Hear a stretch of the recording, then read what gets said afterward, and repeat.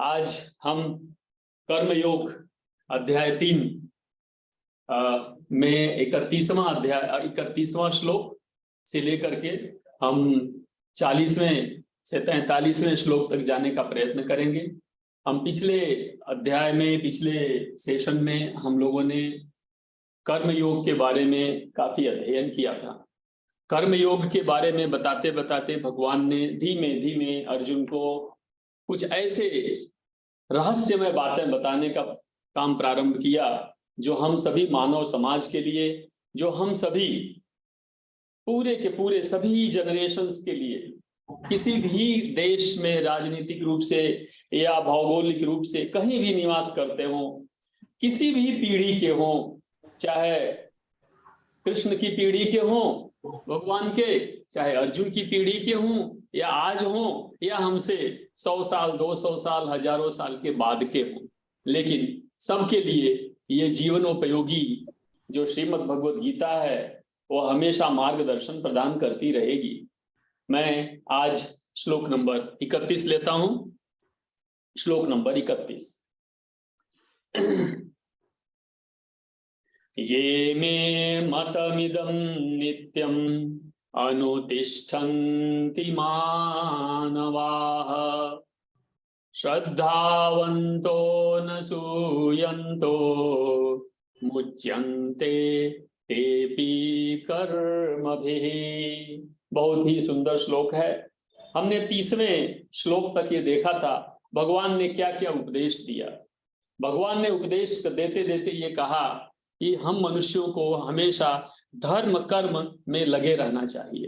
धर्म कर्म ही आपका धर्म है, आपका कर्तव्य है। तो अर्जुन को बताते बताते भगवान कृष्ण ने हमें यह बताने का यह एक तरीका चुना कि चलो मैं इस मनुष्य समाज के लिए कुछ ऐसी चीजों का उपदेश करूं जो उनके पूरे जीवन के लिए उपयोगी हो। चलो तो श्लोक को मैं एक बार और पढ़ता हूं। ये मे मतमिदं नित्यम। नित्यम, नित्यम मतलब निरंतर, निरंतर मतलब हमेशा, हमेशा के लिए। ऐसा नहीं है कि आज किया और कल छोड़ दिया, फिर परसों किया फिर छोड़ दिया, ऐसा नहीं। ऐसा नहीं है कि एक वचन का पालन किया दूसरे वचन का त्याग कर दिया, ऐसा भी नहीं है। तो जितने भी भगवान ने वचन दिए वो सभी वचनों का निरंतरम, नित्यम, हमेशा, ऑलवेज, फॉर एवर क्या करना चाहिए? अनुपालन करना चाहिए। अनुतिष्ठन्ति, तिष्ठ मतलब होता है बैठना, और तिष्ठन्ति यानी हम सभी लोगों को बैठना होता है। और किसको? अनुतिष्ठन्ति यानी पालन करते हुए। तो हम नहीं बोलते हैं आप अनुशासन में रहो, आप अनुकरण करो, आप अनुसरण करो, अनुसार, इसके अनुसार काम करो। तो अनुतिष्ठन्ति, अनुतिष्ठन्ति मतलब भगवान ने कहा कि मैंने जिन उपदेशों का, तुम जो उपदेश, जो ज्ञान दान जो अभी तक मैंने तुमको सब बताया, हे मनुष्यों, उसका क्या करो? उसमें बैठो, अर्थात उसका पालन करो। हे मनुष्यों, किस चीज का? मैं मतम इदम, मैं मतलब मैंने जो मत, जो तुमको उपदेश दिया, ये जो मनुष्य, इदम इन उपदेशों का जो व्यक्ति हमेशा, नित्यम अनुतिष्ठन्ति हमेशा जो पालन करते हैं, मानव नहीं मानवाह, अर्थात सभी मनुष्य। आप ध्यान से देखो, मानव, मानव नहीं लिखा है, मानवाह, सभी मानो, सभी मानो। अर्थात आज आप अपने को चाहे हिंदू बोलते हो या किसी भी जाति के बोलते हो, इनका ये कहना है कि किसी भी मानव समाज के लिए मैं यह उपदेश करता। ऐसा नहीं है कि यह केवल और केवल एक पर्टिकुलर हिंदूज या पर्टिकुलर सेक्ट के लिए मैं ये बात कर रहा हूं, सभी मनुष्यों के लिए है। दूसरे श्लोक में क्या कहते हैं? दूसरे लाइन में, श्रद्धावंतो न सूयंतो, श्रद्धावंतो न अनसूयंतः। अनसूय, अनसूय मतलब होता है दोष रूप, दोष दृष्टि से। दोष, दोष मतलब होता है दोष दृष्टि का, कि मैं किसी भी चीज को संदेह से देखता हूं, किसी भी चीज को मैं गलत दृष्टि से देखता हूं, किसी भी चीज को मैं लालच से देखता हूं, किसी भी वस्तु को, किसी भी बात को स्वार्थ रूप से देखता हूं, उस चीज को कहा जाता है दोष दृष्टि रूप से देखना। और यहाँ पे क्या बोला भगवान ने? अनसूयंतः, मतलब दोष दृष्टि का त्याग करके देखना है। अनसूयंत श्रद्धावंत, श्रद्धावंत यानी जो मनुष्य, ऐसे मानव जो श्रद्धा से, श्रद्धा पूर्वक, आप देखो किसी की किसी में श्रद्धा हो जाती है, कोई पीपल के वृक्ष को पूजते हैं, हम पत्थर को भी पूजना प्रारंभ करते हैं श्रद्धा पूर्वक, तो वो शिव हो जाते हैं। हम नदी को अगर हम श्रद्धा पूर्वक पूजते हैं तो वो मां हो जाती है। हम गाय को श्रद्धा पूर्वक, श्रद्धा की दृष्टि से दोष रहित होकर, बिना दोष की दृष्टि से देखते हैं तो वो गाय माता हो जाती हैं। अर्थात भगवान ने कहा कि श्रद्धा के साथ अगर आप अपनी दृष्टि को बनाओ और उसके अंदर आपका स्वार्थ नहीं होना चाहिए, ये भी भगवान ने कहा, तो क्या होगा? मुच्यन्ते, मुक्त हो जाओगे। आपको याद होगा अर्जुन ने भगवान कृष्ण को निवेदन किया था कि मेरे लिए जो उपयोगी हो, मेरे लिए कल्याणकारी हो, ऐसा मार्ग मुझे बताइए हे माधव, हे केशव। ऐसा अर्जुन ने भगवान कृष्ण से निवेदन किया था और उनकी शरणागति स्वीकार की थी। तो उस चीज को ध्यान में रखते हुए भगवान कहते हैं, हे अर्जुन, ये सभी मानवों के लिए मैं कह रहा हूं, केवल तुम्हारे लिए नहीं है, कि जो व्यक्ति, जो भी मनुष्य श्रद्धा पूर्वक कोई काम करता है, श्रद्धा पूर्वक दृष्टि रखता है, उसमें उसका स्वार्थ नहीं है, उसमें उसकी लालसा नहीं है, उसमें कोई दोष नहीं है, वह व्यक्ति क्या हो जाता है? मुच्यन्ते, मुक्त हो जाता है। अब यहाँ प्रश्न उठता है कि किस तरह से मुक्त होगा, किस प्रकार की मुक्ति होगी? तो मुक्ति का अर्थ ये नहीं है कि मृत्यु हो गई और आप भगवान के धाम को प्राप्त हो गए, यही मुक्ति है। केवल यही मुक्ति नहीं है, इस जीवन की मुक्ति में भी मुक्ति प्राप्त हो जाएगी, मृत्यु से पहले ही मुक्ति प्राप्त हो जाएगी। और वो कैसे? तेपी, और वे लोग क्या हो जाएंगे? कर्म भी, कर्मों के बंधनों से मुक्त हो जाएंगे। कर्म का बंधन अर्थात मैं इस समय भगवद गीता के अध्याय 3 का श्लोक नंबर 31 आपके समक्ष भगवान ने जो मनुष्यों के लिए कहा था उसको प्रस्तुत करने का प्रयत्न कर रहा हूं।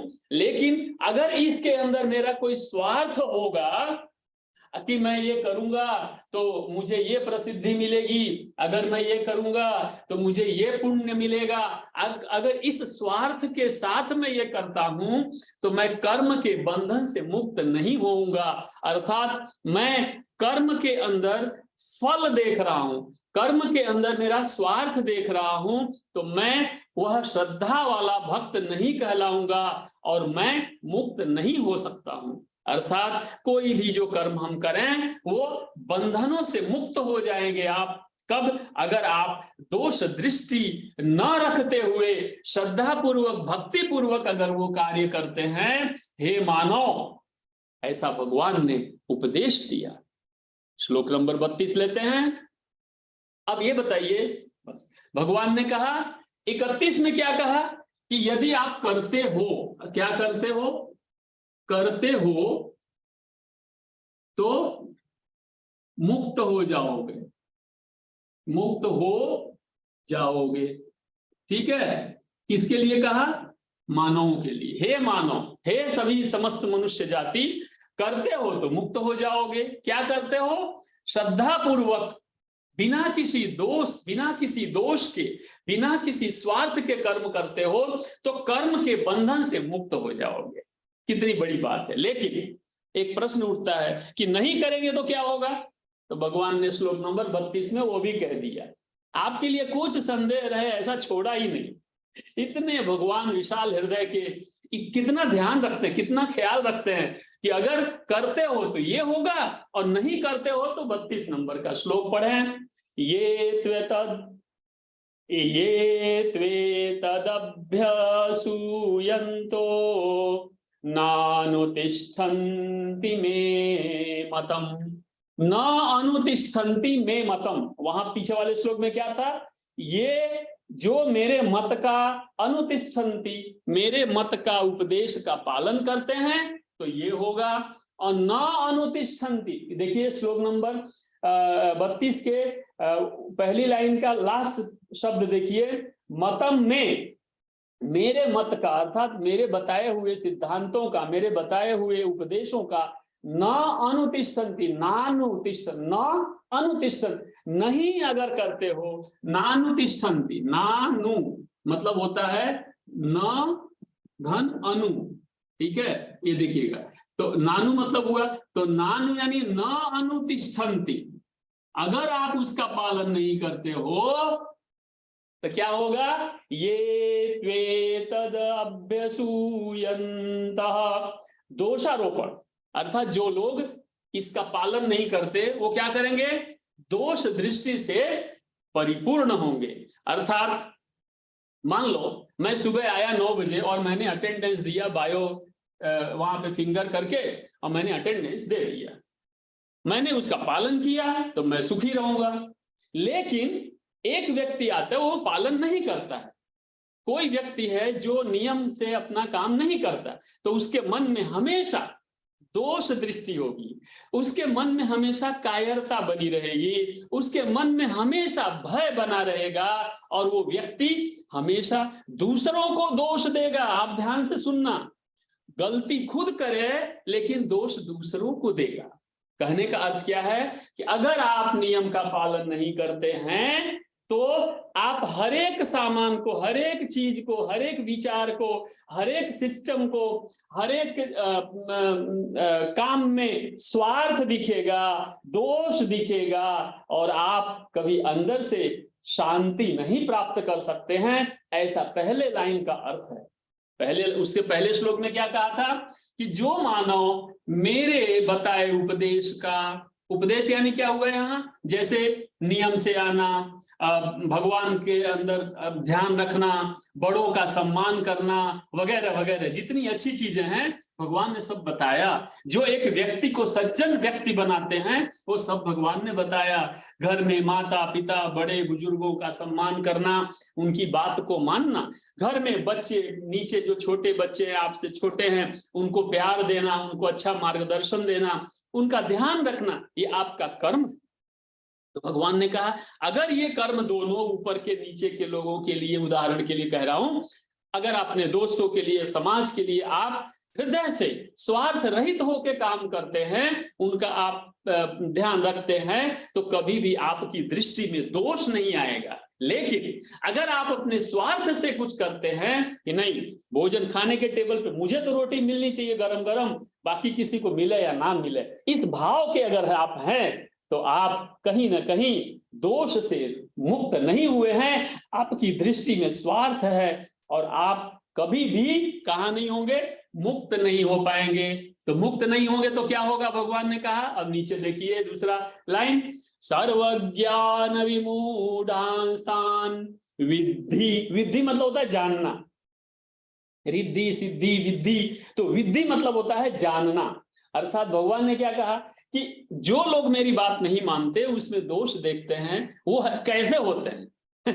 ये देखिए, नष्टान चेतसः, चेतना मतलब होता है विवेक, ज्ञान, जागृति। कई लोग बोलते हैं ना कि अरे यार अचेतन मन है, वो व्यक्ति है ना अचेत रहता, अचेत यानी मूर्छा, अचेत यानी जिसको किसी चीज का भान नहीं होता, अविवेक होता है, ज्ञान रहित होता है, मूर्ख जैसा होता है, मूढ़ होता है। तो बोला भगवान ने ऐसे लोग ज्ञान से विमूढ़ होते हैं, यानी उनके पास ज्ञान नहीं होता, हमेशा भ्रम में जीते हैं, हमेशा संदेह में जीते हैं। भ्रम यानी हमेशा शंकाशील रहते हैं, हर चीज पे शंका, ये प्लांट है क्या, ओरिजिनल है क्या? ये नहीं नहीं, ओरिजिनल नहीं हो सकता है, अरे ये प्लांट कौन लाया, यहाँ से कोई चुरा के ला के रख दिया है क्या? ऐसा हमेशा उनके मन में भाव होता रहता है। हर व्यक्ति को संदेह की दृष्टि से देखते हैं, हर एक काम को संदेह की दृष्टि में वो हमेशा पड़े रहते हैं। कभी उनकी क्लैरिटी नहीं होती है दिमाग के अंदर, उनके आचरण में, उनके व्यवहार में, उनकी बातचीत में कोई ऐसे स्पष्ट कोई चीज नहीं होता है, हमेशा धुएं जैसा जीवन जीते रहते हैं। कभी कोई चीज, हमेशा कंफ्यूजन के स्टेट में होते हैं। क्यों? क्योंकि वो लोग विवेकहीन होते हैं, अर्थात उनके पास कोई विवेक किसके पास है? जो व्यक्ति को पता है कि यह सच है, ये गलत है, स्वार्थ रहित होकर देखना है सच है गलत है, तो उन्होंने कहा कि वो व्यक्ति विवेकहीन होता है। बुद्धिमान तो दूर, मूर्ख से भी मूर्ख होता है। क्यों? क्योंकि उसका जो पूरा मनुष्यता है उसका विनाश हो चुका है। अब भगवान ने 31वें और 32वें आप दोनों श्लोकों को अगर ध्यान से देखें तो भगवान ने क्या कहा कि बुद्धिमान कौन है और मूर्ख कौन है। भगवान ने परिभाषा दे दिया। मान लीजिए आपके जीवन में कोई आपसे कहता है कि ये व्यक्ति मूर्ख है, अगर कहता है तो आपको क्या करना है? तुरंत ये श्लोक याद करने। मूर्ख है क्या? देखें, भगवान की बातों का पालन करता है क्या? यह व्यक्ति बताए हुए समाज के नियमों का पालन करता है? अगर नहीं कर रहा है तो श्लोक नंबर 32 उसके लिए एप्लीकेबल है, और अगर वो कर रहा है तो श्लोक नंबर 31 एप्लीकेबल है उनके लिए। अर्थात हम लोग भी नियम बनाते हैं ना, कोड ऑफ कंडक्ट, तो कोड ऑफ कंडक्ट, नियम से आओ, समय से बात रहो, अपना काम करो, दूसरे को डिस्टर्ब ना करो, गलत शब्दों का इस्तेमाल ना करो, संस्था की प्रॉपर्टी की चोरी मत करो, वगैरह वगैरह। तो हम कोड ऑफ कंडक्ट बनाते हैं। वैसे भगवान ने कोड ऑफ कंडक्ट दिया हम मनुष्यों के लिए, पूरे जीवन के लिए, सभी पीढ़ियों के लिए, कि अगर 31वां श्लोक तुम अपने जीवन में उतारते हो तो बुद्धिमान हो, मुक्त हो जाओगे, तुमको कोई संकट नहीं आएगा। आप हमेशा मुक्त मतलब हमेशा प्रसन्न चित्त रहोगे, अंदर से आनंदित रहोगे, किसी का कोई भय नहीं होगा। भय मतलब वो वाला भय नहीं, कोई थी बीतो न थी, वो वाला भय नहीं, मैं अंदर से प्रसन्न। और अगर आपके जीवन में दुख है, आप सुखी नहीं है, मन में बहुत कष्ट है, हमेशा मन अशांत रहता है, नींद नहीं आती है, हमेशा बेचैन रहते हैं, वो लोग क्या हैं? श्लोक नंबर 32। तो 31 और 32 अध्याय 3 का हम समाज के लिए है। अगर आप लगता है कि मैं नहीं सुखी हूं, मुझे अंदर से बहुत उद्वेग रहता है, हमेशा चिंतित रहता हूं, तो आप श्लोक नंबर 32 में हैं, आप भगवान की बातों का पालन नहीं करते, भगवान के द्वारा दिए गए उपदेश का एकदम पालन नहीं करते हैं, इसीलिए भगवान ने यहां कह दिया था, इसलिए आप मूर्ख हैं। अगर आपको लगता है कि मुझे अपने जीवन में उत्थान की ओर जाना है, मुझे मेरे जीवन को विवेक पूर्ण बनाना है, शांतिमय बनाना है, तो श्लोक नंबर 31 का पालन करें, अर्थात भगवान के दिए गए सभी उपदेशों का जीवन में पालन करें, उनको उतारें। और अगर आपको नहीं है ऐसा तो आप समझ लो आप श्लोक नंबर 32 की श्रेणी में आते हैं और आपके पास कोई विवेक नहीं है। हो सकता है धन दौलत से आप बहुत सुखी हैं, लेकिन आप श्लोक नंबर 32 में ही हैं। इस तरह से हम श्लोक नंबर 32 से अब 33 की ओर जाते हैं। श्लोक नंबर 33। सदृशं चेष्टते स्वस्याः प्रकृते ज्ञानवानपि प्रकृतिं यान्ति भूतानि विग्रह निग्रह किम करिष्यति। बहुत ही अच्छा श्लोक है। मैं ये श्लोक समझाने की कोशिश तो कर सकता हूं, लेकिन ये श्लोक नंबर 33 ध्यान रखिएगा, 3.33 श्लोक नंबर 33 अध्याय 3, 4-5 बार आप इसको पढ़ेंगे, 4-5 दिन तक पढ़ेंगे तो इसका थोड़ा बहुत अर्थ समझ में आ जाएगा। इसलिए मैं थोड़ा इसको बता के 34 को इससे कनेक्ट करूंगा। तो पहले 33 को थोड़ा समझ लेते हैं। ये श्लोक थोड़ा गहन है। ये श्लोक को समझने के लिए आपके बिल्डिंग की छत पे चढ़ना पड़ता है, आपके ज्ञान की सीमा को थोड़ा ऊपर लाना पड़ता है, तब ये हमको थोड़ा समझ में आ सकता है। ये श्लोक बहुत ही गहन गहराई में जाकर के हमको कुछ सिखाने का प्रयत्न करता है। यह जो श्लोक है ये हमसे प्रश्न भी पूछता है, बहुत ही महत्वपूर्ण है। आप सोचो कि भगवान कृष्ण हम मनुष्यों से प्रश्न पूछते हैं, क्या हम मनुष्यों ने भगवान के इस प्रश्न का आज तक उत्तर देने का कभी प्रयत्न किया? हम कभी बच्चे से पूछते हैं, बेटा तुम क्या करना चाहते हो? अब बेचारा बच्चा 6वीं 7वीं 8वीं 10वीं में पढ़ रहा है, क्या करना चाहते हो क्या बताएगा? उसको तो इतना ही मालूम है ना कि मैं चॉकलेट खाना चाहता हूं और मैं बस दोस्तों के साथ खेलना चाहता, बस हम उसी परिस्थिति में हैं। हम क्या ये प्रश्न का जवाब अपने जीवन में कभी दे पाएंगे? क्या हम इस लेवल पर जा पाएंगे कि भगवान के द्वारा किए गए प्रश्न का उत्तर अपने आचरण, अपने व्यवहार, अपने वाणी, अपने संस्कार, अपने कर्म से उनको दे सकें? क्या हम इस लेवल तक अपने आप को नहीं, आज तो कल। इसलिए आपसे मेरा निवेदन है कि आप कृपया इस श्लोक को ध्यान से देखें और उसको ध्यान से अपने जीवन में उतारें। सदृशं चेष्टते स्वस्याः प्रकृते ज्ञानवानपि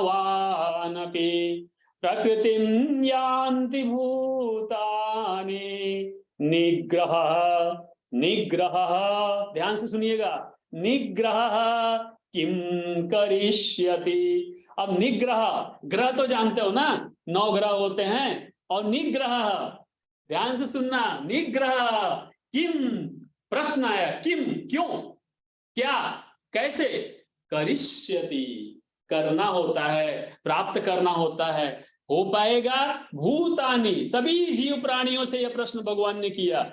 हे जीव प्राणियों, किसी का निग्रह, किसी का दमन करके, किसी को किसी भी प्रकार से कुचल करके, किसी का किसी भी प्रकार से क्या कहते हैं उसको अत्याचार करके, किम करिष्यति, तुमको क्या प्राप्त होगा हे मनुष्यों। आज भी ये प्रश्न है, और यह प्रश्न सालों हजारों करोड़ों साल से रहा है, और यह हजारों करोड़ों साल तक रहेगा। लेकिन ये हम हर मनुष्य के लिए यह जिम्मेदारी है कि क्या हम इसका पालन करते हैं, क्या भगवान के द्वारा दिए गए प्रश्न का उत्तर हम अपने जीवन से दे पा रहे हैं। जैसे किसी का दमन करके तुमको क्या प्राप्त होगा, किसी का दमन करके तुमको क्या प्राप्त हो, मैं बार बार कह रहा हूं, आप ध्यान से सुनिएगा। इसलिए सदृशम चेष्टते, भगवान ने क्या कहा, इसलिए इस प्रकार से कर्म करो, और इस प्रकार से कर्म करना चाहिए कि स्वस्याः प्रकृतेः ज्ञानवान। यहां पे भगवान ने क्या कहा, ज्ञानवान। ज्ञानवान कौन है? श्लोक नंबर 31, श्लोक नंबर 31 का जो पालन करता है वो ज्ञानवान है। और दूसरी लाइन में क्या बताया, निग्रह किम करिष्यति भूतानि प्रकृतिम यान्ति। हे मनुष्यों, तुम अगर ज्ञानवान नहीं हो या ज्ञानवान हो, यह निर्णय तुमको ही लेना है। तो ज्ञानवान होगे तो तुम्हारी प्रकृति, तुम्हारे नेचर, तुम्हारा व्यवहार, तुम्हारा संस्कार एक अलग प्रकार की कैटेगरी में आएगा। जैसे अगर आपके अंदर संस्कार है तो चाहे आपसे इस शरीर में उम्र में कम हो या इस शरीर में उम्र से बड़े हो, आपके मन में दोनों के लिए प्रेम और सम्मान होगा। लेकिन अगर आप ज्ञानवान की श्रेणी में नहीं आते हैं तो आपको पता है आप क्या करते हैं, ठीक है। तो ज्ञानवान जैसे होता है ना, धनवान धनी है वो धनवान है, ज्ञानी है वो ज्ञानवान है। अब भगवान की नजर में ज्ञानवान कौन है? जो श्लोक नंबर 31 के अनुसार चलता है, अर्थात जो व्यक्ति भगवान के द्वारा दिए गए उपदेशों का पालन करता है। ऐसा नहीं कि सबके सामने हैं तो बहुत अच्छे हैं, और जैसे ही अकेले हुए क्रोध, ईर्ष्या, द्वेष, राग, पता नहीं कौन कौन सी बीमारियां घेर लेती हैं।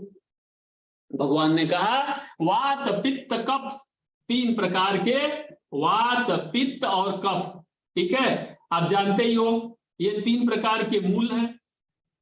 वात अगर आपके शरीर में है तो लगभग 70 प्रकार की बीमारियां होती हैं। अगर आपके शरीर में पित्त है तो 45 प्रकार की बीमारियां हैं। अगर आपके शरीर में कफ है तो लगभग 27 प्रकार की बीमारियां हैं। 7 4 11 2 19, 122 बीमारियों का लगभग जिक्र भगवान ने एक ही श्लोक नंबर 33 में कर दिया। आप सोचो 122 प्रकार, 7 4 11 और 2 13 और 1 14, 142। हाँ वही मैं सोच रहा हूँ क्यों गलत हो गया। 142 142 प्रकार की बीमारियों का भगवान ने चर्चा एक ही श्लोक में कर दिया। आप सोचो भगवान कितने कितने कितने महान। भगवान ने बोला अगर इनमें से कोई भी एक बीमारी तुम्हारे शरीर में आ गई है, ये सब बीमारियां कहाँ हैं? हमारे विचारों से पहले उत्पन्न होती हैं, हमारे संस्कार में आती हैं, शरीर में तो बाद में आती हैं। भाई बहनों सबको मैं कह रहा हूं, ये सब बीमारियां दिखती बाद में हैं। जैसे सबसे बड़ी बीमारी कौन सी है? काम, क्रोध, लोभ, मोह, ईर्ष्या, द्वेष वगैरह वगैरह वगैरह वगैरह, इतनी सारी बीमारियां हैं। आप केवल एक बीमारी पकड़ के चलो कि झूठ बोलना, पता चल जाएगा सुबह उठे हैं तब से लेके और रात को सोने गए तब तक कितनी बार झूठ बोले, खुद से कितनी बार झूठ बोले, दूसरों से कितनी बार झूठ बोले, दिमाग में कितने झूठे विचार आ गए आपके। भगवान ने कहा हे मनुष्यों, ये सभी 142 जो है क्यों आए? क्योंकि तुमने दमन किया। किसका दमन किया? प्रकृति के नियमों का दमन किया। तुमने अपने स्वभाव, स्वभाव मतलब जो बचपन से जो पैदा हुए जिस कर्म के लिए आपको भेजा गया था वो छोड़ के दूसरा करना शुरू किया, इसलिए बीमारियों से तुम ग्रस्त हो। प्रकृति के नियमों का पालन नहीं किया। प्रकृति यानी भगवान ने प्रकृति बनाई, तो प्रकृति ने तो कभी भगवान के नियम का पालन न करे ऐसा सोचा भी नहीं। कभी ऐसा हुआ कि पेड़ जो है वो चल के आया और आपके घर के ऊपर गिर गया? कभी नहीं हुआ। आप क्या करते हो? आप चल रहे हो, देखते हो कोई आदमी, अच्छा देखता हूं इसकी जमीन में हड़प लूंगा, मैं चल रहा हूं देख रहा हूं, अच्छा देखता हूं कैसे ये, इसकी पोजीशन मैं देख लेता हूं, इसके पास इतना पैसा है, मैं क्या कर। आप प्रकृति के नियमों का पालन नहीं कर रहे हो। प्रकृति तो अपने नियम का पालन करती है। तो कहा कि जो व्यक्ति, जो भी भूतानी, सभी जीवों के लिए यह है, जो भी व्यक्ति अपने स्वाभाविक प्रवृत्ति के अनुसार, प्रकृति के अनुसार कर्म नहीं करते हैं, वो दूसरों का दमन करते हैं, अर्थात वो दूसरों पे अत्याचार करते हैं।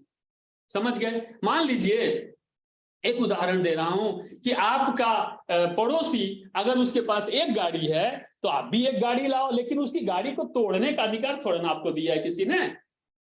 तो कर्म, तो वो क्या है? वो बीमारी है। तो भगवान ने कहा इन बीमारियों से दूर रहो और प्रकृति के अनुसार सामंजस्य बना के चलो। प्रकृति जैसा कहती है वैसा आपका स्वभाव होगा। अपने स्वभाव से प्रेरित होकर कर्म करें, ना कि दमनकारी प्रवृत्ति के अनुसार। आप देखिए जितने भी आतंकवाद हैं वो इसी श्लोक में आते हैं। कहीं भी अटैक कर दिया, बम फोड़ दिया, किसी को मार दिया, किसी का मर्डर कर दिया, किसी को राह चलते गाली दे देते हैं। तो ये सब चीजें क्या है? दमनकारी नीतियां।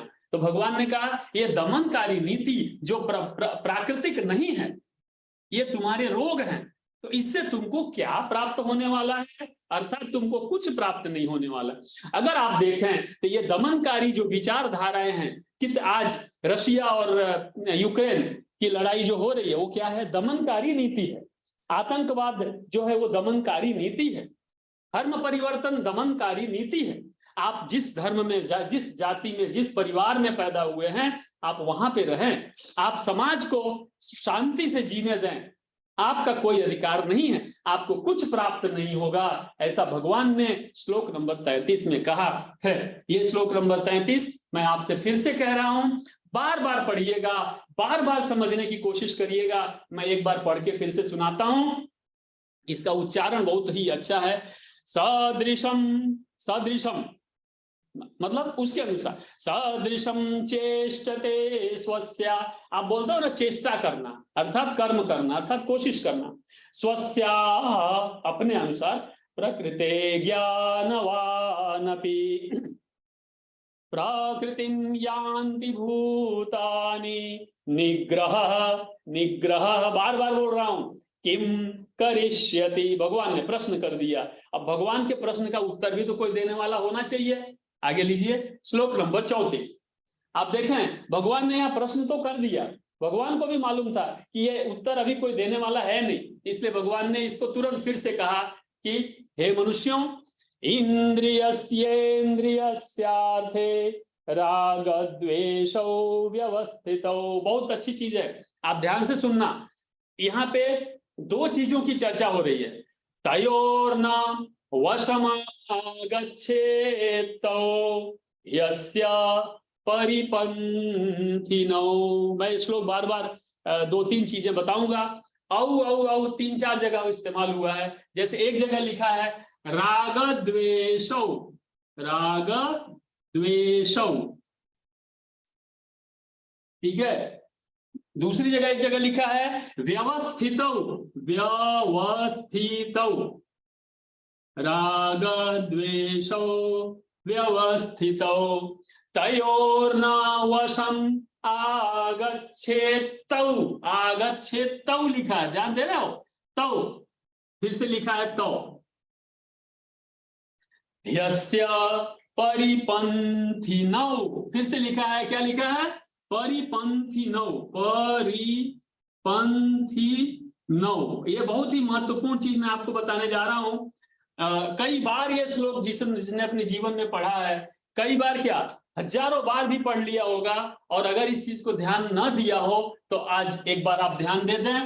द्वेषौ, राग द्वेषौ, व्यवस्थितौ, व्यवस्थितौ, व्यवस्थित नहीं, व्यवस्थितौ, तौ, तौ, फिर से तौ का इस्तेमाल, वशमागच्छेत्तौ, और फिर यस्य, यस्य यानी ही अस्य, ही अस्य अर्थात निश्चित ही, परिपन्थिनौ। आप देखो 4 बार ये चीज का उपयोग किया है भगवान ने। इतनी बड़ी बात है, भगवान ने कितना ध्यान दे के हमें समझाया सिखाया है।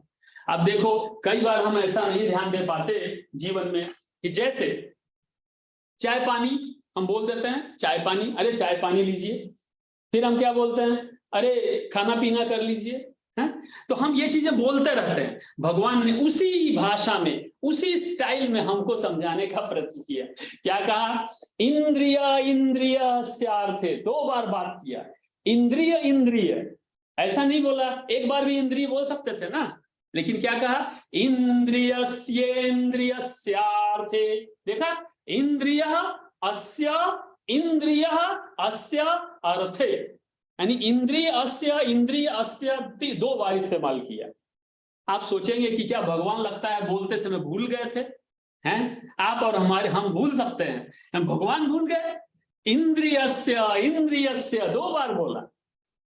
अब आप बोलेंगे अरे यार ये तो कोई मजा नहीं आया। भाई इंद्रिय है तो इंद्रिय होगी, लेकिन इंद्रिय और इंद्रिय दोनों एक साथ कैसे हुआ? भाइयों और सभी दोस्तों, आप सभी से मैं बता रहा हूं, आपकी कितनी इंद्रियां हैं? 5 कर्मेंद्रियां हैं, और आपके 5 ज्ञानेंद्रियां हैं।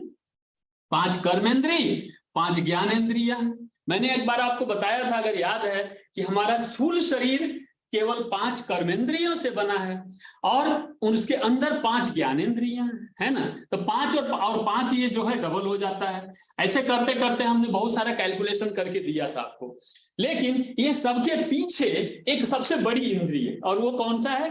मन। कई बार ऐसा होता है कि हमारे सामने से कोई गुजर गया, सामने आया, हम ऐसे खड़े हैं, कुछ देख रहे हैं, और कोई आके ऐसे चला जाता है। आपकी आंख तो देख रही है ना, लेकिन 5 मिनट के बाद कोई पूछेगा, वहां से जयेश भाई गए क्या?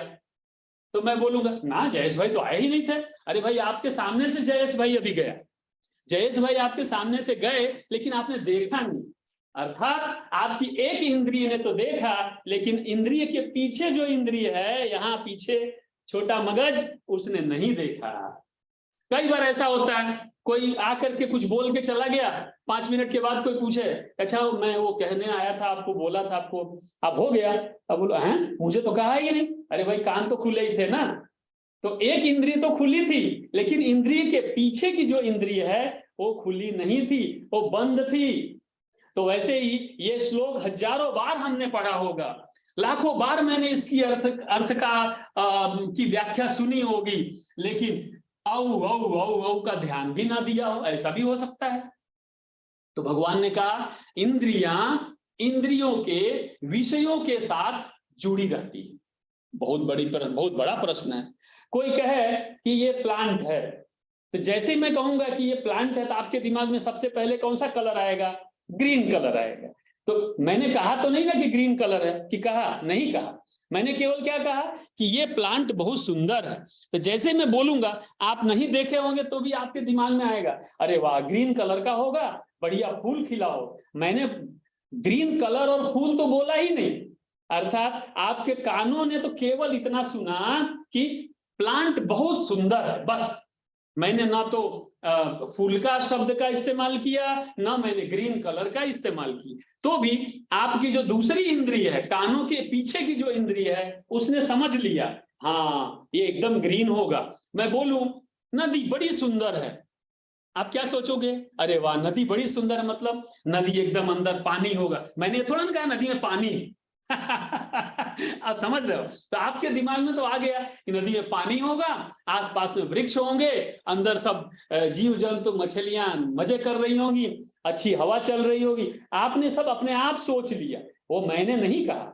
अर्थात एक इंद्रिय दूसरे इंद्रिय के साथ कितनी नजदीक से जुड़ी हुई है, जो न होते हुए भी, न सुनते हुए, न देखते हुए भी उसका अपने स्वभाव के अनुसार ग्रहण कर लेती है, खुद ही अपने आप ही ले लेती है, आपको कुछ करने की आवश्यकता नहीं है। तो भगवान ने कहा 33वें श्लोक में क्या कहा था कि आपकी प्रकृति के अनुसार, तो आपकी प्रकृति, मैंने कहा प्लांट ग्रीन बहुत सुंदर प्लांट है, आपकी अगर प्रकृति ऐसी होगी कि प्लांट है, प्लांट कभी सुंदर हो सकता है क्या, तो मैं कहूंगा तो भी आपकी प्रकृति है कि आप सुंदरता का एहसास नहीं कर पाओगे, तो भी आपको उसमें बुराई ही दिखाई देगी। तो राग और द्वेष उसके अंदर छिपा होता है, ध्यान से देखिएगा, द्वेषौ राग द्वेषौ, जहां राग होगा वहां द्वेष होगा, होगा और होगा ही।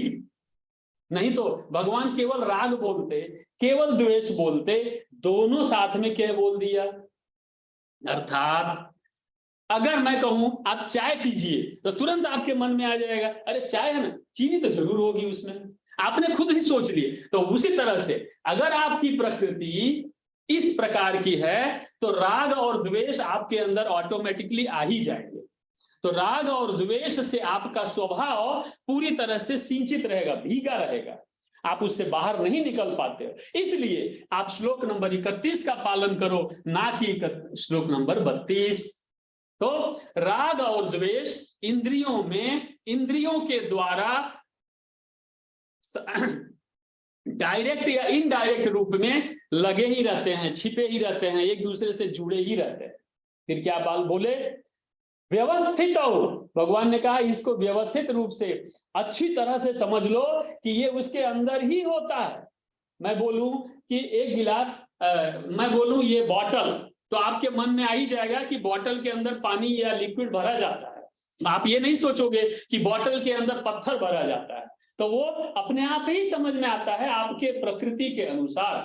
तयोः, अब देखो, तयोर न, तयोः न, अर्थात तयो मतलब होता है उनके, किसके, राग द्वेष इंद्रिय, ये सब बातें कनेक्टेड हैं।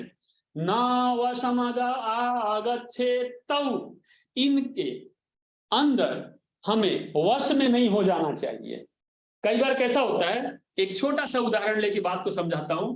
मान लो एक व्यक्ति, सपोज जयेश भाई हैं, मेरे सामने खड़े हैं। अब जयेश भाई के लिए अगर मेरे मन में, मेरे अंदर, इंद्रिय के अंदर अगर द्वेष या भरा हुआ है, राग भरा हुआ है, तो मैं उनके ऊपर क्रोध जब करूंगा, तो क्रोध तो पहले से मेरे अंदर उनके लिए भरा हुआ है, दिख नहीं रहा है, समझ रहे हो, मैं उस क्रोध के, राग के, द्वेष के वश में हूं, पहले से ही हूं।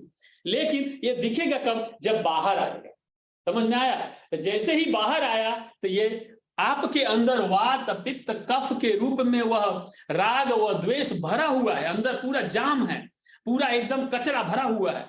लेकिन जैसे ही उसके अंदर थोड़ा सा बाहर, जो बाहर आता है वो थोड़ा सा अंश होता है, तो कहा कि तुम उसके वशीभूत ऑलरेडी हो चुके हो हे मनुष्यों। इसलिए भगवान ने कहा तुम इसके वशीभूत मत हो, उससे बाहर निकलो। क्यों? क्योंकि हयस्य, अर्थात ये कौन, राग और द्वेष इंद्रिय, इंद्रियों के जो विषय हैं वे, ये परिपंथिनो, तुम्हारे शत्रु। परिपंथिनो, पंथी मतलब होता है जाने वाला, राही, चलने वाला, नहीं बोलते हैं अरे वो तो पथिक है पंथी, चलने वाला है, यानी वो व्यक्ति राही है, यात्री है। तुम यात्री हो भाई, हे मनुष्यों, इस पृथ्वी पे तुम यात्री हो। ये तुम्हारा प्रॉपर्टी नहीं है, तुम्हारा अपना कुछ नहीं है, तुम इसके राही हो, खाली चलने वाले हो। तो अर्थात तुम इस पे जीवन जीने वाले हो, बस इतना ही है। लेकिन आखिर चलने के बाद एक ना एक जगह तो पहुंचना तो है। तो जहां पहुंचना है वहां जाने के लिए तुम्हारे मार्ग में ये सभी शत्रु हैं। कौन कौन शत्रु हैं? राग, द्वेष और इंद्रियों के विषय। अब ये सब के सब आते कहां से हैं? इंद्रियों से। तो इंद्रिय पहली बार जो इस्तेमाल किया भगवान ने, कहा कि यह जो इंद्रियों से जुड़े हुए इंद्रियों के विषय यानी रसगुल्ला सामने नहीं है, लेकिन रसगुल्ला दिमाग में तो आ गया। तो जो लालसा है, जो आपकी इंद्रियों का कंट्रोल नहीं, इंद्रियों के ऊपर जो नियंत्रण नहीं है, वो इंद्रियों का जो विषय है वे राग और द्वेष को उत्पन्न करते हैं। और ये राग, द्वेष और इंद्रियों का जो विषय है, लालसा है, ये क्या है? तुम्हारे कल्याण के मार्ग में शत्रु हैं। परिपंथिनो, हे मनुष्यों, हे पंथी, तुम्हारे लिए ये दुश्मन है। तुम्हारे लिए इनको कंट्रोल में करना अति आवश्यक है। श्लोक नंबर 35 पे जाते हैं। आप देखिए, तो ये हमने दो चीज देखा कि 31 में क्या था, 32-33 को कनेक्ट किया और 34 से भगवान ने उपदेश देना वापस प्रारंभ किया। तो 31, 32, 33 हमारे लिए प्रश्न खड़े रहे। अब 34 के बाद 35 में भगवान अब कह रहे हैं कि करना कैसे है। आप बोलोगे कि आपने कह तो दिया, अब करना कैसे है? तो थोड़ा सा हिंट देते हैं और जैसे ही भगवान बताने का प्रयत्न करते हैं कि इसको कंट्रोल कैसे करना है, इसको अपने जीवन में उतारना कैसे है। अभी 35 में जैसे ही भगवान बोलेंगे, तुरंत अर्जुन अर्थात हम लोग, हमें हमेशा संदेह होता है, तो तुरंत हमको संदेह खड़ा होगा। तो संदेह के पहले ये जान लें कि भगवान ने इसको कैसे जीवन में उतारना है वो बताया। और क्या बताया, सुनिएगा। श्रेयान् स्वधर्मो विगुणः, ये श्लोक आप अपने जीवन में अवश्य रोज पढ़िएगा। श्रेयान् स्वधर्मो विगुणः। श्रेयान आपने सुना होगा, अर्जुन ने कहा था मेरे लिए जो श्रेयस्कर है, कल्याणकारी है, हमें बताइए, है ना। तो श्रेयान स्वधर्मो शब्द से ही क्लियर है। श्रेय क्या है, अर्थात आपके लिए श्रेष्ठ क्या है, आपके लिए कल्याणकारी क्या है? स्वधर्म। आप जिस धर्म का पालन करते हैं, आप जिस कर्म का पालन करते हैं, जिस कर्तव्य का आपको जो ड्यूटी दी गई है, वो श्रेष्ठ है। आप समझो, भगवान ने कहा कि अगर आपको टीचर बनाया है तो टीचर का जो धर्म है वो आपके लिए श्रेष्ठ है। अगर टीचर होते हुए आप बिजनेस करते हो, टीचर होते हुए भी अगर आप गुंडागर्दी करते हो, टीचर होते हुए अगर आप नेतागिरी करते हो, वो आपके लिए धर्म कर्म नहीं है, ये आपका कर्तव्य नहीं है। इसलिए भगवान ने कहा आपका कर्म कर्तव्य वही धर्म है जो आप, जिसके लिए आपको दायित्व दिया गया है। अब मैं मान लो किसी जगह संस्था में सिक्योरिटी गार्ड हूं, मैं सिक्योरिटी गार्ड हूं और मैं सिक्योरिटी गार्ड की जगह दूसरा काम करना शुरू कर दूंगा, तो सिक्योरिटी गार्ड का काम तो मैंने नहीं किया, तो मैं अपने धर्म से हट गया, मैं मेरे कर्तव्य से हट गया, तो क्या होगा? टर्मिनेट हो जाओगे, नौकरी चली जाएगी। इतनी सी बात है ना। भगवान ने वही कहा कि तुम्हारा धर्म कर्म कर्तव्य क्या है, जो तुमको दिया गया है। विगुणः, दोष युक्त है अगर, क्या दोष युक्त है? अगर परधर्माः, अगर तुम दूसरे धर्म का पालन करते हो, दूसरे कर्तव्य का पालन करते हो। अर्थात एक पुलिस वाला है, पुलिस वाला अपनी ड्यूटी निभा रहा है और अपनी ड्यूटी निभाने से वो च्युत हो जाए, छोड़ दे, उसको ना करे, तो क्या होगा? वो अपने धर्म का पालन उसने नहीं किया तो क्या हुआ? वो गिर जाएगा। विगुणः अर्थात दोष युक्त हो जाएगा। स्वनुतिष्ठात, जिसमें जिस कार्य के लिए आपको निपुणता है। अब एक बात बताओ, एक आदमी 10 साल तक ट्रेनिंग दी गई मिलिट्री में और बॉर्डर पे जाकर सिक्योरिटी करनी है, बॉर्डर की सुरक्षा करनी है, 10 साल उसको ट्रेनिंग दी गई और जब सुरक्षा करने का समय आया तो बोला नहीं, मैं ये नहीं करूंगा, सामने वाले की हत्या हो जाएगी। 10 साल से तुमको ट्रेनिंग दी गई है, 10 साल से तुम मिलिट्री में यही काम कर रहे हो और जब काम जरूरत पड़ी तो बोलो नहीं, मैं तो धर्म कर्म करूंगा, मैं किसी को मारूंगा नहीं। तो तुम अपने धर्म से, अपने कर्म से, अपने कर्तव्य से विगुण अर्थात तुम दोष युक्त हो गए, तुम उससे निकल गए, इसलिए तुम इसके योग्य नहीं हो, तुम गिर गए। तो भगवान ने कहा स्वधर्मे निधनम श्रेय। भगवान ने क्या कहा, आप जिस धर्म कर्म कर्तव्य के लिए पैदा हुए हो, जिस काम को आपको दिया गया, अगर वो नहीं करते हो, अगर वो करते हो तो भले उसमें निधन हो जाए। निधन, कितना बड़ा शब्द है, निधनम, निधनम। अगर आपका उसमें निधन हो जाता, निधन यानी मृत्यु। मृत्यु किसकी होती है दोस्तों? शरीर की। अगर आपके शरीर की मृत्यु भी हो जाती है, किसमें? कर्तव्य पालन करते करते। सीधे अर्जुन को टारगेट किया भगवान ने कि तुम यहाँ युद्ध करने आए हो, तुम यहाँ धर्म की रक्षा करने आए हो, अगर ये तुम नहीं करोगे और तो तुम्हारा पतन हो जाएगा, नहीं तो तुम भले तुम्हारे शरीर की मृत्यु हो जाए, तुम्हारा शरीर खत्म हो जाए तो भी कोई चिंता नहीं है। निधनम। आप देखिए, धन मतलब क्या है? आत्मा के लिए यह शरीर धन नहीं, आप समझ गए? तो आत्मा निधन हो जाता है, यह शरीर एक धन है। किसके लिए? इस समाज के लिए। आत्मा के लिए यह शरीर धन नहीं है। भगवान ने कहा कि भले यह शरीर ना रहे, निधन हो जाए, अर्थात आत्मा तो रहेगी। तो तुम्हारे आत्मा की दृष्टि से मैं अगर देखूं, तुम्हारे कल्याण की दृष्टि से देखता हूं, तो यह शरीर भले ना रहे, इसका कोई अर्थ नहीं है। लेकिन परधर्मो भयावह, दूसरे धर्म कर्म का कर्तव्य का पालन करने जाओगे तो वो भयानक है, अर्थात वो अच्छा नहीं। भगवान ने ये कहने का प्रयत्न किया कि आपको जो ड्यूटी दी गई है उस ड्यूटी का पालन अच्छे से करें। अगर आप वो पालन नहीं करते हैं तो आपके लिए वो भयावह है, आपके जीवन के लिए अच्छा नहीं है। इसलिए आप जिस ड्यूटी में हैं उसका पालन अवश्य करें। आगे लेते हैं, श्रेयान स्वधर्मो विगुणः। अब जैसे ही भगवान ने कहा, अर्जुन के मन में प्रश्न आया, और श्लोक नंबर 35 के बाद अर्जुन अब 36 पे आते हैं और अर्जुन प्रश्न करते हैं। अर्जुन उवाच अथ केन प्रयुक्तोऽयं पापं चरति पुरुषः। बहुत ध्यान दीजिएगा, पुरुष नहीं है, प पर बड़ा ऊ का मात्रा है, पुरुषः। प पे बड़ा ऊ है, बहुत बड़ा ऊ, पुरुषः। आप ये मत बोलना वो पुरुष है वो स्त्री, पुरुष नहीं है, पुरुषः है। अनिच्छन्नपि वार्ष्णेय बलादिव नियोजितः। अर्जुन भी कम बुद्धिमान तो थे नहीं, आखिर थे तो अर्जुन। तो अर्जुन ने इतना बड़ा प्रश्न ले मारा भगवान के ऊपर। भगवान क्या बोलेंगे उससे ऊपर जाकर के कृष्ण को अर्जुन ने एक प्रश्न दे दिया। क्या दिया? अथ केन यानी होता है कारण, किसके द्वारा है, यहाँ पे लिखा है, आप देख लेना।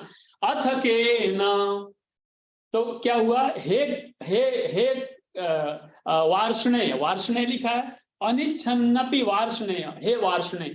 वृष्णवंशी, वृष्णवंशी बहुत बड़े वंश थे ना, जैसे कृष्ण जो हैं वो भरत वंशी हैं, तो भगवान कृष्ण कौन है? वो वृष्णवंशी है। यानी भगवान कृष्ण धरती पे आए उसके पहले पूरी उनकी वंश परंपरा है। आप ध्यान से सुनो, हम अपनी वंश परंपरा के दादा का नाम तक याद नहीं रखते। आपसे मैं पूछूं, जितने लोग अभी सुन रहे हैं, देख रहे हैं, कि क्या आपको सात अपने पीढ़ी के दादा परदादा का नाम याद है? आपके अपने वंश का नाम याद है? आपको पता भी है कि आप कौन से वंश के हो? बोलो। कितनी बड़ी बात है। यहाँ पे ये इनडायरेक्टली ये वार्तालाप जो कृष्ण और अर्जुन के बीच में हो रहा है, यहाँ से ये भी सीखने को मिलता है। क्या सीखने को मिल रहा है? कि हमें अपने वंश के बारे में भी विचार करना चाहिए। तो अर्जुन ने वार्ष्णेय, वृष्णवंशी भगवान कृष्ण को क्यों बोला?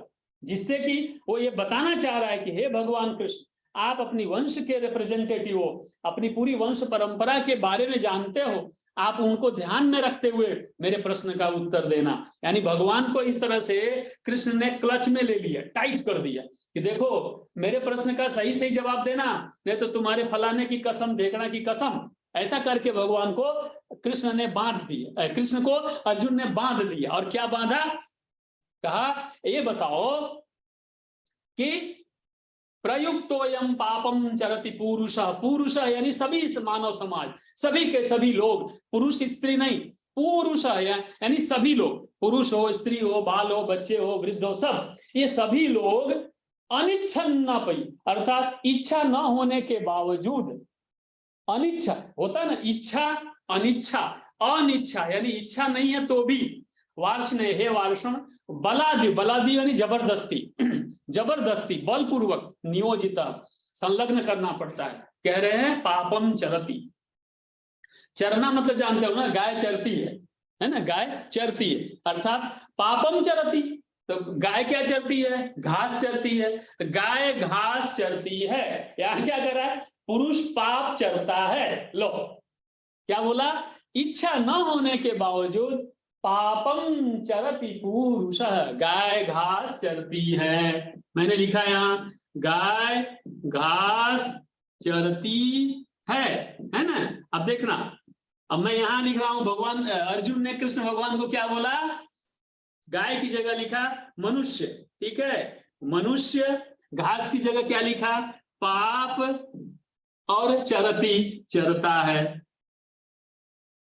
अब आप दोनों में सिमिलरिटी देखो आप इसको देखोगे तब मजा आएगा आपको। गाय को खाने की इच्छा नहीं है, और अगर घास दिख गई तो गाय उसके ऊपर मुंह जरूर मारेगी, हैं? मनुष्य को पाप करने की इच्छा नहीं है, लेकिन पाप करने वाला कर्म दिख गया तो मुंह जरूर मारेगा। कितनी बड़ी बात कर दिया अर्जुन ने कृष्ण को, इतना मजा आता है इसको पढ़ने में, वाह। और बोला अगर गाय के सामने बढ़िया बढ़िया घास रखी है, ये तो मैं गाय उदाहरण दे रहा हूं, गाय नहीं कोई भी, अति सुंदर गाय, पेट भरा है, एकदम यहां तक गले तक पेट भरा है, लेकिन पसंदीदा रसगुल्ला दिख गया, लाओ थोड़ा चख लेते, नहीं नहीं थोड़ा नहीं, एक काम करो इतना सा दे दो, सामने दिखना चाहिए बस, बलपूर्वक जबरदस्ती जाकर के पाप को मनुष्य चरता है, चरता यानी उसको खा लेता है, और जो खाओगे वैसी बुद्धि होगी। तो बोला हे कृष्ण, हे वृषणवंशी भगवान कृष्ण, आपसे मेरा एक प्रश्न है। हाथ जोड़ के अर्जुन कहते हैं कि ये बताओ इसका क्या कारण है, मनुष्य को पता है कि ये करूंगा तो पाप होगा, ये न करने से पुण्य होगा, लेकिन फिर भी पता होने के बाद भी जबरदस्ती, ऐसा क्या कारण है कि मनुष्य ऐसा कर्म करता है जिससे उसको पाप लगे। देखा आपने, आप ऑफिस में बैठे हैं, टाइम है थोड़ा सा, अच्छा अभी बॉस आगे पीछे हो गया है, चलो 2 मिनट शेयर बाजार कर लेता हूं। यार तुम नौकरी करने आए हो, जिस संस्था का कंप्यूटर है, जिस संस्था का इंटरनेट है, वो संस्था के लिए उपयोग करो, तुम्हारे लिए शेयर बाजार खोलने के लिए नहीं रखा गया है। तो बलपूर्वक पाप कर्म मनुष्य क्यों करता है, हे भगवान आप बताओ, उसकी इच्छा नहीं है मनुष्य की तो भी पाप कर्म क्यों करता है। यहाँ पे वहां भगवान ने प्रश्न किया, श्लोक नंबर 34-35 में है, 33-34 में श्लोक में उन्होंने प्रश्न किया, हे मनुष्यों। यहाँ पे भगवान अर्जुन ने क्या कहा, हे भगवान, यानी अब प्रश्न उत्तर का जो सिलसिला चालू हुआ आप समझ सकते हो, कितना कैसा दृश्य रहा होगा, कितना गहन चर्चा विचार हुआ होगा, मनन चिंतन, मनुष्य जाति के लिए कितना बड़ा शास्त्र है ये। और मनुष्य क्या बोलता है, भगवत गीता तो साधुओं के लिए। अरे मूर्खों, ये साधुओं के लिए नहीं, साधु तो बाद में आता है, पहले गृहस्थ आता है। ये सब गृहस्थों के लिए है, सब बच्चों के लिए है, सब मनुष्यों के लिए है। ये लोग बोल रहे थे हिंदू ग्रंथ, अरे हिंदुओं के लिए नहीं है, सबके लिए है। क्या तुम पाप कर्म नहीं करते जो हिंदू अपने आप को नहीं बोलते, ये सबके लिए। ये पूरा का पूरा शास्त्र पूरे मनुष्य समाज के लिए, पुरुषः सारे के सारे मनुष्य समाज के लिए, 800 करोड़ लोग धरती पे हैं, सबके लिए है। अगले श्लोक में भगवान इसका उत्तर देते हैं। श्री भगवान वाच, यहां श्री कृष्ण वाच नहीं है, श्लोक नंबर 37 श्री भगवान वाच, भगवान कहते हैं, काम एष क्रोध एष, एष देखिएगा काम एष क्रोध एष, वहां पे क्या दिया था, राग द्वेषो, यहाँ पे क्या बोला है, काम एष, क्रोध एष। तो राग द्वेष, और यहाँ पे क्या लिया, काम क्रोध। ध्यान दीजिएगा, रजोगुण समुद्भव, रजोगुण, यहाँ पे तमोगुण नहीं, रजोगुण, रजोगुण का उदाहरण दिया। महाशनो महापाप्मा विधि येनम इह वैरिणः। बहुत ही 4 शब्द इसके अंदर आ गए। ये श्लोक के बाद आज हम बंद करेंगे, क्योंकि पहुंच नहीं पाएंगे 43 तक, खत्म करेंगे। काम एष, क्रोध एष, रजोगुण समुद्भवः। समुद्भवः उत्पन्न होता है, उद्भव होना यानी उत्पन्न होना, और समुद्भव यानी सम उद्भव, साथ साथ में उत्पन्न होना, एक साथ उत्पन्न होना, थोड़ा भी लेश मात्र भी कम ज्यादा नहीं। अर्थात जितना काम है, जितना क्रोध है, दोनों एक दूसरे से कम नहीं होते।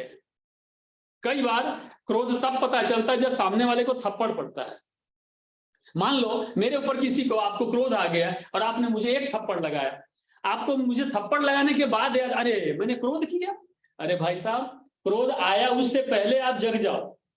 ये तो आप कब जगे, क्रोध करने के बाद जब रिजल्ट आ गया तब जग रहे हो। ये कैसा हुआ, परीक्षा दे दिया, रिजल्ट आ गया, फेल हो गए, तब याद है अच्छा परीक्षा हो गई क्या, ऐसा हुआ।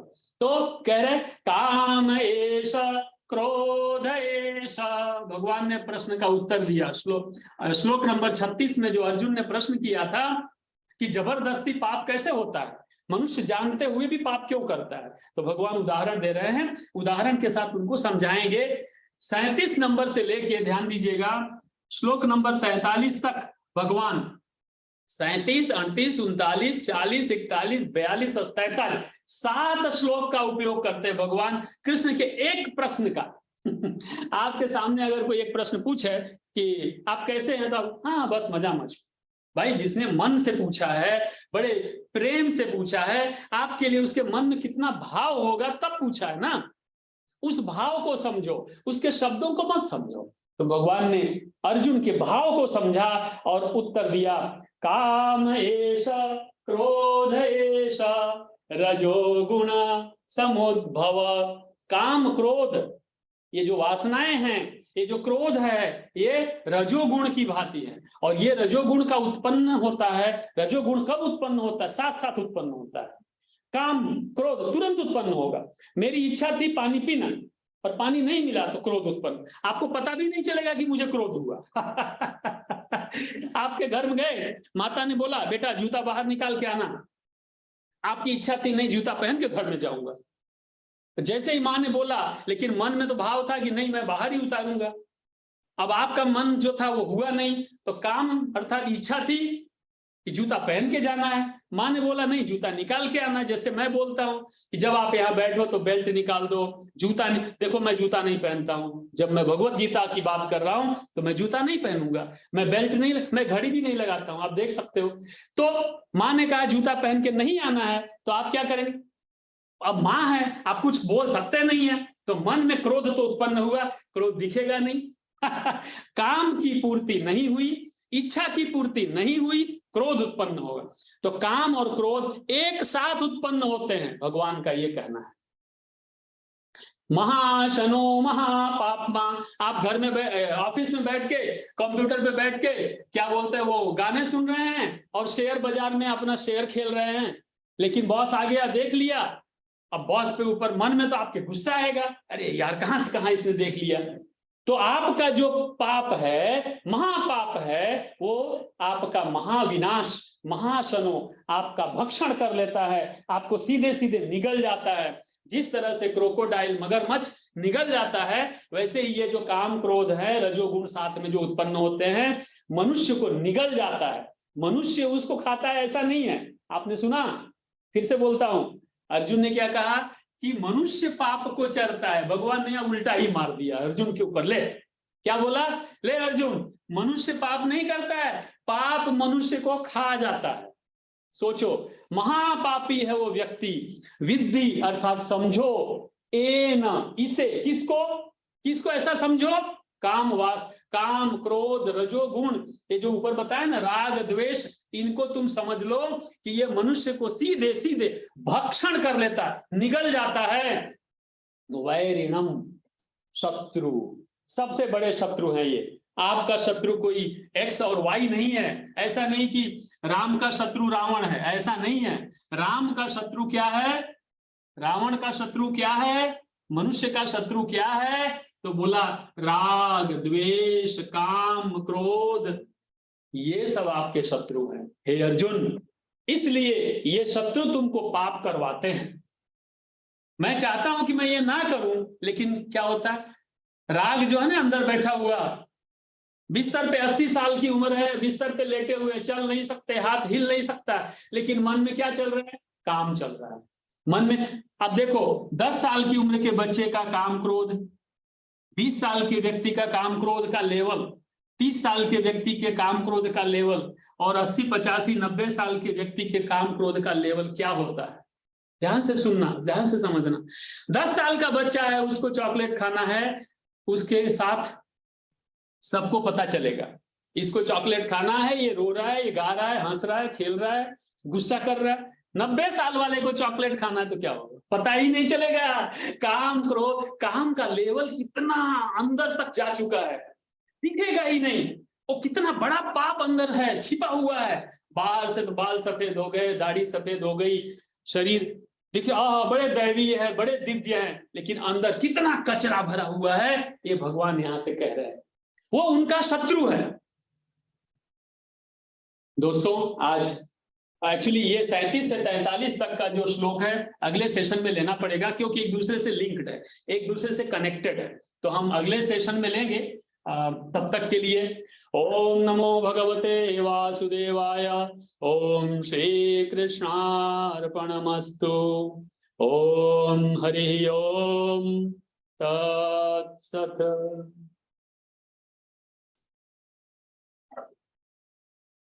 चलिए, कहाँ गया आपका?